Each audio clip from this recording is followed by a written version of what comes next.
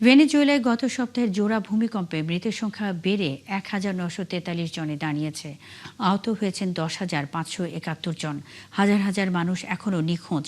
উদ্ধার অভিযান অব্যাহত থাকলেও জীবিত মানুষ খুঁজে পাওয়ার আশা ক্রমেই ক্ষীণ হচ্ছে। এদিকে নাসার স্যাটেলাইট বিশ্লেষণ বলছে প্রায় ৫৮,৮৭০টি ভবন পুরোপুরি ধ্বংস হয়েছে।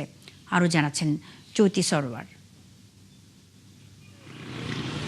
গত সপ্তাহের জোড়া ভূমিকম্পের ক্ষত এখনো বয়ে বেড়াচ্ছে এই শহর। সময়ের সাথে পাল্লা দিয়ে বেড়েই চলেছে মৃতের সংখ্যা। এখনো নিখোঁজ হাজার হাজার মানুষ।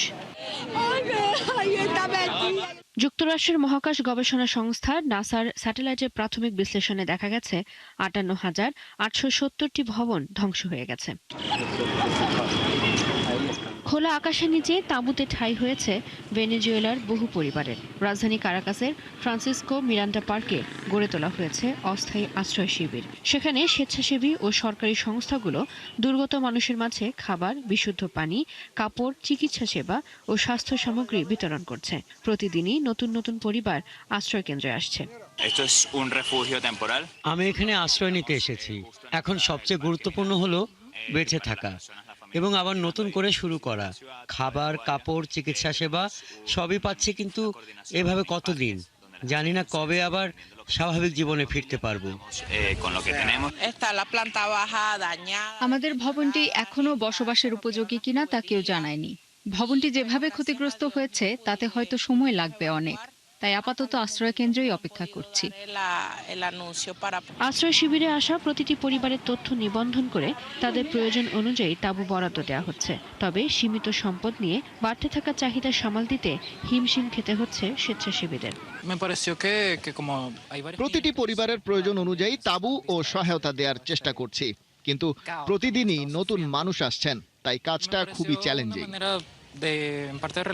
এদিকে সবচেয়ে ক্ষতিগ্রস্ত লা গুইরা সহ বিভিন্ন এলাকায় এখনো চলছে উদ্ধার অভিযান। ধ্বংসস্তূপ সরিয়ে আটকে পড়াদের খুঁজছে দেশি বিদেশি উদ্ধারকারী দল। তবে উদ্ধার অভিযানের সবচেয়ে গুরুত্বপূর্ণ প্রথম ৭২ ঘন্টা পেরিয়ে যাওয়ায় জীবিত কাউকে খুঁজে পাওয়ার সম্ভাবনা দিন দিন কমে আসছে। জাতিসংঘ বলছে ক্ষতিগ্রস্ত এলাকাগুলোতে খাবার, বিশুদ্ধ পানি ও আশ্রয়ের সংকট আরও তীব্র হচ্ছে। আর বিশ্ব স্বাস্থ্য সংস্থা সতর্ক করেছে ভেঙে পড়া স্বাস্থ্য ব্যবস্থার কারণে সংক্রামক রোগ ছড়িয়ে পড়ার ঝুঁকিও বাড়ছে। চৈতি সরোয়ার, ৭১। যুক্তরাষ্ট্রের জন্মসূত্রে নাগরিকত্ব বাতিলে প্রেসিডেন্ট ডোনাল্ড ট্রাম্পের নির্বাহী আদেশ খারিজ করে দিয়েছে দেশটির সুপ্রিম কোর্ট। মঙ্গলবার দেয়া এক রায়ে ট্রাম্পের আদেশকে অবৈধ ঘোষণা করেন। ফলে যুক্তরাষ্ট্রে জন্ম নেওয়া শিশুদের নাগরিকত্ব নিয়ে দীর্ঘদিনের সাংবিধানিক অধিকার বহাল থাকল। রায়ে সুপ্রিম কোর্ট স্পষ্ট করেছেন, যুক্তরাষ্ট্রের মাটিতে জন্ম নেওয়া যে কোনো ব্যক্তি নাগরিকত্ব লাভ করবে, তার বাবা মায়ের অভিবাসন অবস্থান যাই হোক না কেন। অর্থাৎ শিশুটির বাবা মা অবৈধভাবে যুক্তরাষ্ট্রে অবস্থান করলেও জন্মসূত্রে সেই শিশু মার্কিন নাগরিক হিসেবে স্বীকৃতি পাবে। ট্রাম্প দীর্ঘদিন ধরে মার্কিন নাগরিকত্ব দেওয়ার উদ্দেশ্যে যুক্তরাষ্ট্রে সন্তান জন্ম দেওয়ার প্রবণতার সমালোচনা করে আসছিলেন। সুপ্রিম কোর্টের এই সিদ্ধান্ত তার জন্য একটি বড় ধাক্কা হিসাবে দেখা হচ্ছে।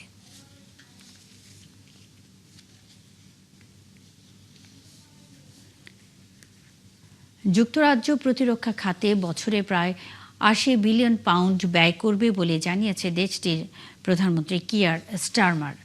প্রতিরক্ষা বিনিয়োগ পরিকল্পনার অধীনে সরকার প্রতিরক্ষা খাতে অর্থায়ন আরও ১৫ বিলিয়ন পাউন্ড বাড়িয়ে একটি নতুন রেকর্ড স্থাপন করছে বলে জানান তিনি।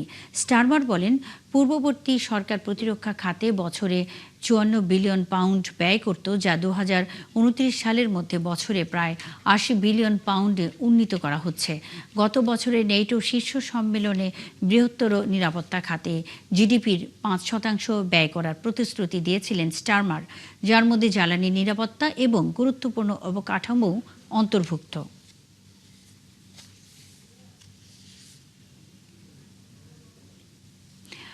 যুক্তরাজ্যের সম্ভাব্য প্রধানমন্ত্রী অ্যান্ডি বার্নহ্যাম আগামী 10 বছরের জন্য একটি উন্নয়ন পরিকল্পনার ঘোষণা করেছেন। এই পরিকল্পনার আবাসন, গণপরিবহন, কর্মসংস্থান, স্বাস্থ্যসেবা এবং অর্থনৈতিক প্রবৃদ্ধিকে আরও শক্তিশালী করার কথা বলা হয়েছে। কিয়ার স্টারমারের পদত্যাগের পর লেবার পার্টির প্রধান হিসেবে তিনি এই পরিকল্পনার কথা ঘোষণা করেন। আরও জানাচ্ছেন নাহিদা রিন্থি। ব্রিটেনের সম্ভাব্য প্রধানমন্ত্রী হিসেবে অ্যান্ডি বার্নহ্যাম দেশের রাজনীতিতে আমূল পরিবর্তনের প্রতিশ্রুতি দিয়েছেন। আগামী 10 বছরের একটি দীর্ঘমেয়াদী রূপরেখা তুলে ধরেছেন তিনি, যার লক্ষ্য প্রতিটি অঞ্চলে জীবনমান উন্নয়ন নিশ্চিত করা। আমি সবকিছু ভিন্নভাবে করতে যাচ্ছি। যে গতানুগতিক ধারার কারণে আমরা এই অবস্থায় এসেছি, আমি সেই ধারা থেকে বের হতে চাই। ব্রিটেনের আমূল পরিবর্তন প্রয়োজন, আমি সেটা নিয়েই আসব। তার প্রস্তাবে ম্যানচেস্টারের আঞ্চলিক অর্থনীতিকে শক্তিশালী করার উদ্যোগ রয়েছে। ম্যানচেস্টারের পিপলস হিস্ট্রি মিউজিয়ামে দেওয়া এক ভাষণে বার্নহ্যাম তার ভবিষ্যৎ পরিকল্পনার বিস্তারিত তুলে ধরেন। প্রত্যাশা অনুযায়ী আগামী 20 জুলাই তিনি ব্রিটেনের গত এক দশকের মধ্যে 7ম প্রধানমন্ত্রী হিসেবে দায়িত্ব গ্রহণ করতে যাচ্ছেন।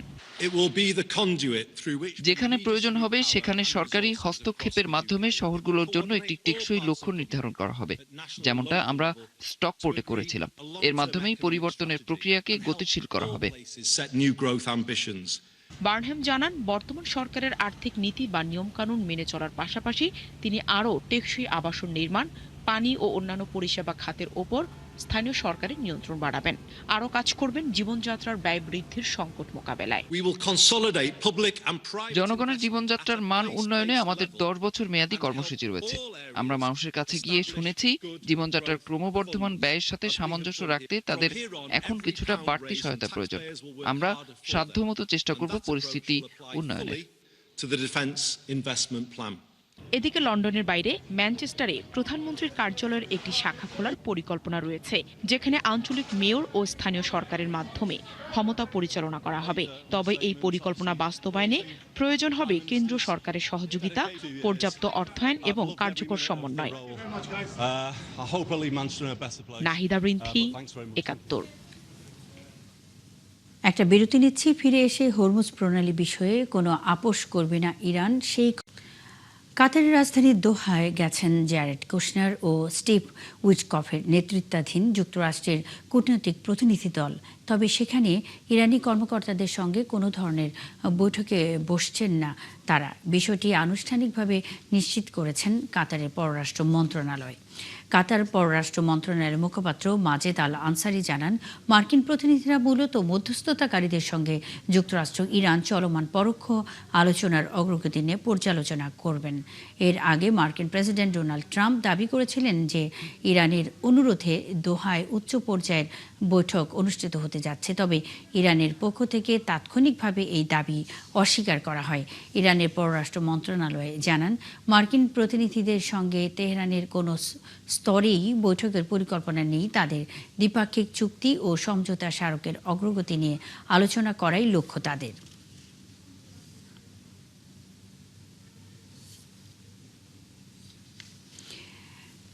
বিশ্বের অন্যতম গুরুত্বপূর্ণ জলপথ হরমুজ প্রণালী বিষয়ে কোনো আপোষ করবে না ইরান। স্থানীয় সময় মঙ্গলবার রাষ্ট্রীয় টেলিভিশনে দেয়া এক সাক্ষাৎকারে এমনটা জানান ইরানের পার্লামেন্ট স্পিকার মোহাম্মদ বাঘের গালিবাফ। সম্প্রতি যুক্তরাষ্ট্রের সঙ্গে সমঝোতা চুক্তির পরও এই জলপথে তেহরান তার পূর্ণ নিয়ন্ত্রণ রাখবে বলে সাফ জানিয়ে দিয়েছেন তিনি। গালিবাফ আরও জানান, চুক্তি অনুযায়ী আগামী 60 দিন এই জলপথে সব কার্যক্রম অব্যাহত থাকবে।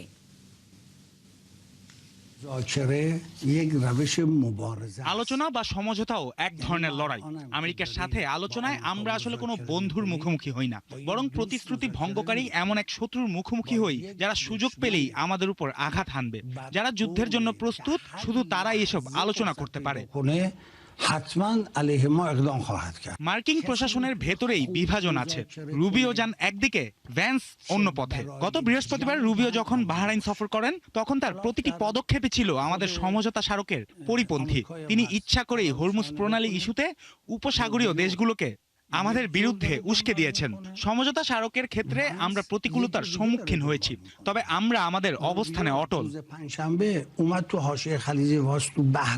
অন্যদিকে মার্কিন পররাষ্ট্রমন্ত্রী মার্কো রুবিও ওয়াশিংটন চুক্তির আওতায় এবং আব্রাহাম অ্যাকর্ডস কার্যকর করে জায়নবাদী সরকারের সাথে লেবাননের সম্পর্ক স্বাভাবিক করার চেষ্টা চালাচ্ছেন। কিন্তু আমাদের সমঝোতা স্মারকে স্পষ্টভাবে লেবাননের স্বাধীনতা রক্ষার বিষয়টি ছিল। আমরা যুদ্ধ করতে প্রস্তুত এবং আমরা যুদ্ধ করবই, তবে আলোচনার মাধ্যমে যদি এই সমঝোতা স্মারকটি এগিয়ে নেওয়া সম্ভব হয় তবে আমরা সেই পথেই হাঁটব। লেবাননের সার্বভৌমত্ব যেমন আমাদের জন্য একটি রেড লাইন, তেমনি যুক্তরাষ্ট্র যদি সীমা অতিক্রম করে তবে হরমুজ প্রণালীর ওপর আমাদের পূর্ণ নিয়ন্ত্রণ হবে আপোষহীন বিষয়। আগামী 60 দিন আমরা হরমুজে পরিষেবা চালিয়ে যাব। ইরানের ইসলামিক রেভলিউশনারি গার্ড আইআরজিসির 2 সদস্যকে গুলি করে হত্যা করা হয়েছে। আহত হয়েছে আরও 2 জন। মঙ্গলবার রাষ্ট্রীয় সম্প্রচার মাধ্যম IRIB জানায়, স্থানীয় সময় সোমবার সন্ধ্যায় দেশটির পশ্চিমাঞ্চলীয় প্রদেশ কেরমানশাহের পাভে অঞ্চলে এই হামলার ঘটনা ঘটে। আইআরজিসির বিবৃতির মতে, অজ্ঞাত সন্ত্রাসীরা বাড়ির প্রবেশপথে এলোপাতাড়ি গুলি চালালে হতাহতের এই ঘটনা ঘটে। দায়ীদের শনাক্তে তদন্ত চলছে বলে জানায় আইআরজিসি। এদিকে কোনো গোষ্ঠী এই হামলার দায় স্বীকার না করলেও ইরান এ ধরনের গুপ্ত হামলার জন্য কুর্দি সশস্ত্র গোষ্ঠীকে দায়ী করে থাকে। ইরান ও ইরাক সীমান্তবর্তী অঞ্চলে বাস করে কুর্দিরা। তারা ওই অঞ্চলে মূলত আলাদা স্বাধীন রাষ্ট্র গঠন করতে চায়। এজন্য তাদের বিচ্ছিন্নতাবাদী হিসেবে বিবেচনা করে ইরান। দেশটি অভিযোগ করে থাকে কুর্দিদের সহায়তা দেয় যুক্তরাষ্ট্র ও ইসরায়েল।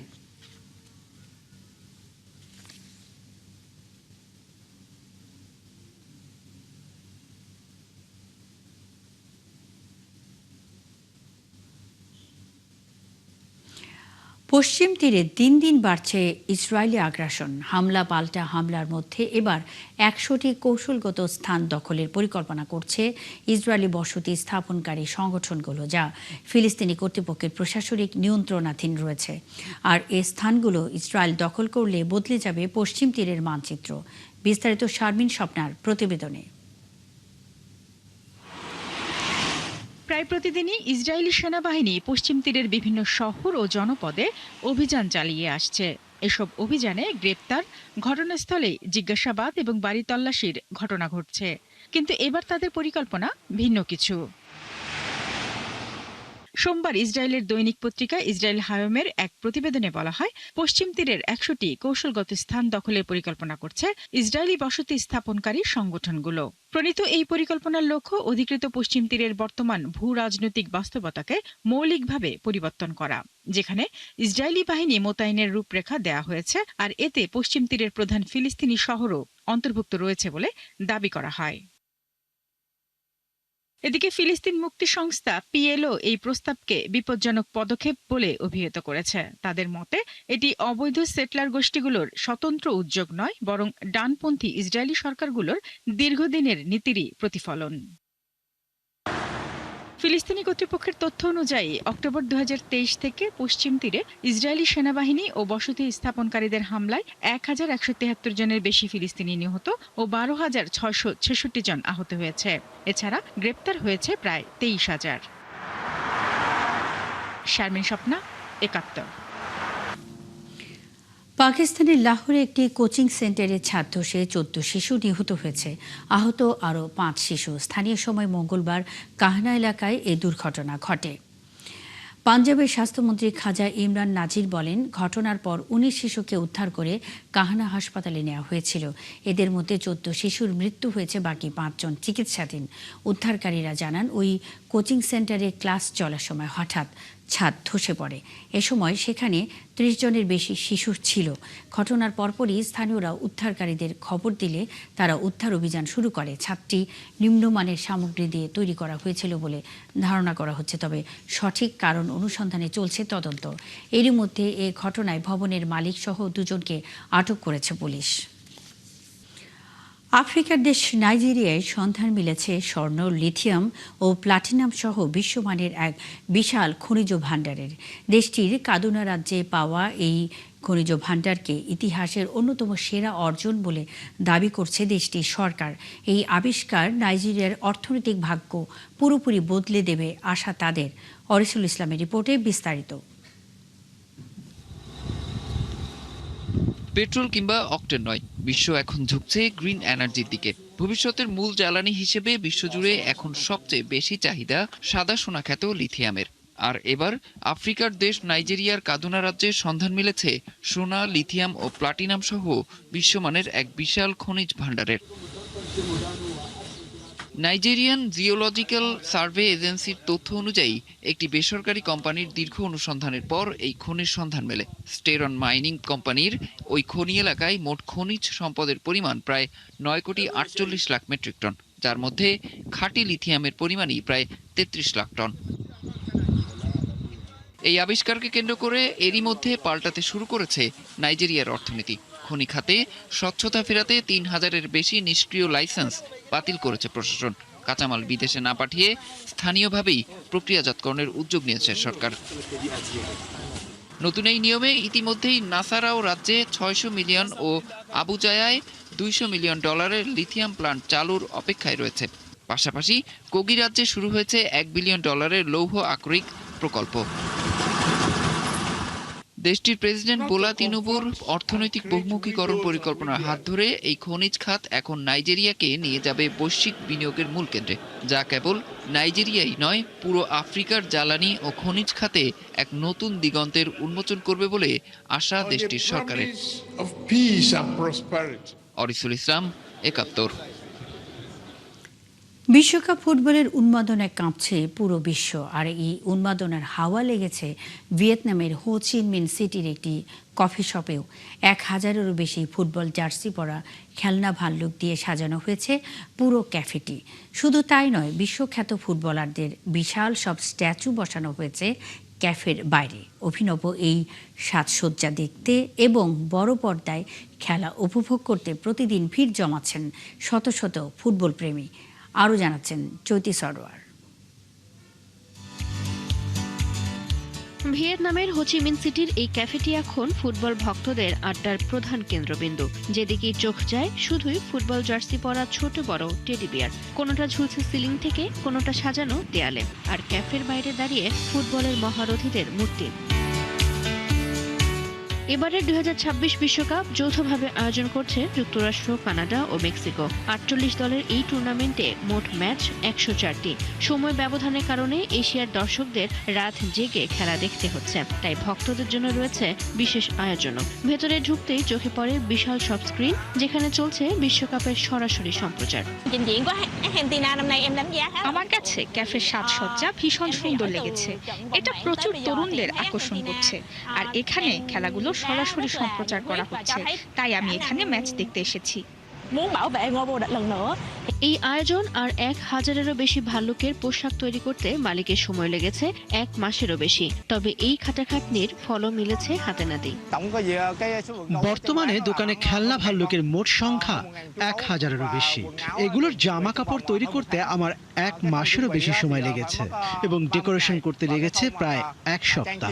যখন আমি এই বিশ্বকাপ থিমে সাজানোর আইডিয়াটা মাথায় আনি, এরপর থেকে দোকানের গ্রাহক প্রায় 50-70% বৃদ্ধি পেয়েছে। বিশ্বকাপ উপলক্ষে এই ক্যাফেটি এখন খোলা থাকছে 24 ঘন্টায়। খেলা দেখার পাশাপাশি মধ্যরাতের দর্শকদের জন্য নুডলস, ফ্রাইড ফিশ বল এবং পপকর্নের মতো নানা রকম খাবারের ব্যবস্থাও রাখা হয়েছে। যান্ত্রিক শহরের একঘেয়েমি ভুলে অভিনব এই আয়োজন ফুটবল প্রেমীদের এনে দিয়েছে ভিন্ন স্বাদের এক আড্ডার ঠিকানা। চৈতি সরওয়ার, ৭১। এই ছিল এখনকার আয়োজনে। বিশ্বের আরও নতুন কিছু খবর ও বিশ্লেষণ নিয়ে দুপুর 1:30টায় আবারও হাজির হবে বিশ্বযুগ। সরাসরি সংবাদ অনুষ্ঠান দেখতে চোখ রাখুন ৭১-এর ফেসবুক পেজ এবং সাবস্ক্রাইব করুন ৭১-এর ইউটিউব চ্যানেল। থাকুন ৭১-এর সাথেই।